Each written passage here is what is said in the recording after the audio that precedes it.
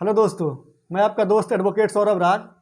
आज के इस वीडियो में हम चर्चा करने जा रहे हैं कि अगर किसी के पास कोई पूर्वज से मिला हुआ ज़मीन है, यानी कोई एंसेस्ट्रल प्रॉपर्टी है और उसका खतियान कहीं खो गया है, या फिर जो खतियान है रिकॉर्ड रूम जो होता है जिला में, वहाँ उस खतियान में उनका नाम नहीं चढ़ा हुआ है, तो क्या होगा। पहले समझिए कि बेसिकली खतियान क्या होता है। खतियान एक लीगल डॉक्यूमेंट होता है जिसमें सारा रिकॉर्ड अवेलेबल होता है कि ये ज़मीन किसके नाम पे है, कौन किसको बेचा, वो सारे अवेलेबल होते हैं। पर यहाँ सवाल होता है कि जो ज़मीन खानदानी है उसे न तो हम बेचे हैं न हम खरीदे हैं, तो उसका रिकॉर्ड मान लीजिए कि 1980 का हो, 1970 का हो, पुराना सर्वे में जो आपके जो पूर्वज हैं वो सर्वे करवा लिए हों और आप किसी कारणवश या भूलवश सर्वे नहीं कराए हों, और जब आप ज़मीन देखने जा रहे हो रिकॉर्ड रूम में तो आपका खतियान में नाम नहीं दिखा रहा है। तो दोस्तों इसके लिए घबराने की ज़रूरत नहीं है। आपको एक सिंपल सा काम करना है, न इधर उधर दौड़ना है और न ज़्यादा परेशान होने की ज़रूरत है, न किसी को ज़्यादा पैसा देने की ज़रूरत है। इसके लिए सबसे सरल उपाय है कि जो हर जिला में जो एसडीओ कोर्ट होता है, सब डिविजनल ऑफिसर का जो कोर्ट होता है, उसको हम लोग आम मतलब ज़मीनी मैटर जो देखते हैं तो उन्हें हम लोग भूमि सुधार उप समाहर्ता महोदय भी बोला जाता है। उनको आप एक सिंपल सा आवेदन लिख दीजिए, उसे बता दीजिए कि श्रीमान ये जो ज़मीन है ये हमारे पूर्वज के द्वारा हमें प्राप्त हुई है, और इस ज़मीन के जो कागजात जो भी आपके पास पुराने डॉक्यूमेंट होंगे अवेलेबल, उसमें वो अटैच कर दीजिए।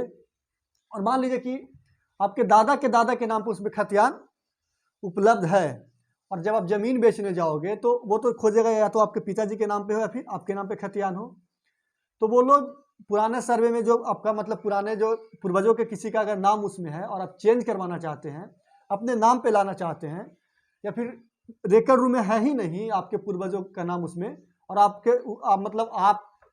उस पर कब्जा जमाए हुए हैं और आपके पास कोई पुरानी रसीद भी है, तो आप एसडीओ कोर्ट में जाकर के एक आवेदन डाल सकते हैं। एक एडवोकेट रख लीजिए, वो प्रॉपर एक ड्राफ्टिंग कर लेंगे, और उसमें आपको क्या करना है, बस 3-4 चीज़ों का उसमें ध्यान रखना है। एक आवेदन लगा देना है, उसके बाद उनका 100 रुपये का एक फ़ी लगता है, कोर्ट फी, वो आपको सबमिट कर देना है। आपके पास अगर कोई पुराना मान लीजिए कोई भी अगर रसीद हो उपलब्ध, वो दे दीजिए, या कोई भी डॉक्यूमेंट जो शो करता हो कि ये ज़मीन आपके पूर्वज के हैं और आपसे रिलेटेड है, वो उसमें आप लगा दीजिए।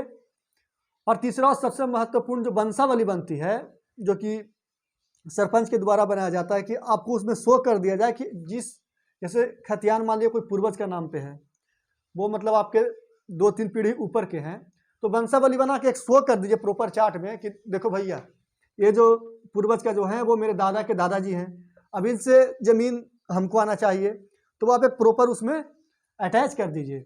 जब अटैच कर दीजिएगा वंशावली और सबमिट कर दीजिएगा वहाँ, तो आपका जो मैटर है उस पर प्रॉपर सुनवाई होगा, और उनके पास ना आपको ज़्यादा वो टहलाएंगे ना भटकाएंगे। 60 दिन के भीतर, 60 दिन 60 डेज के अंदर में उन्हें मतलब जो आपका जो गलत है या मिस्टेक है या एरर है उन्हें सुधार करके देना होगा, बशर्ते वो ज़मीन हो वो आपके पूर्वज को होना चाहिए। ऐसा नहीं कि आप किसी और को ज़मीन को लेकर के खुद का ज़मीन बताएं और उस पर क्लेम कर दें।